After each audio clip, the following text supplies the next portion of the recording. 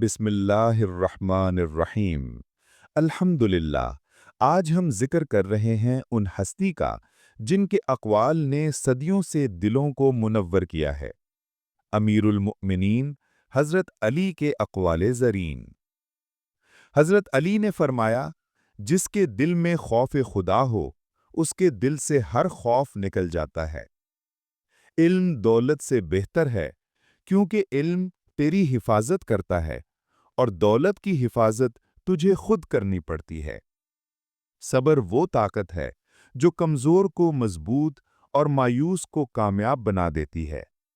خاموشی عقل مند کا زیور ہے۔ اپنے دوست کو اتنا قریب نہ کر کہ اگر وہ دشمن بن جائے تو نقصان پہنچائے، اور دشمن کو اتنا دور نہ رکھ کہ اگر وہ دوست بن جائے تو شرمندہ ہو۔ سب سے بڑی دولت عقل ہے اور سب سے بڑی غربت جہالت۔ وقت انسان کو وہ سب کچھ سکھا دیتا ہے جو کتابوں میں نہیں لکھا ہوتا۔ جو اپنے ضمیر کو زندہ رکھے وہ کبھی گناہ سے لذت نہیں لیتا۔ زبان انسان کا شیر ہے، اگر اسے آزاد چھوڑ دو تو یہ تمہیں نگل جائے گا۔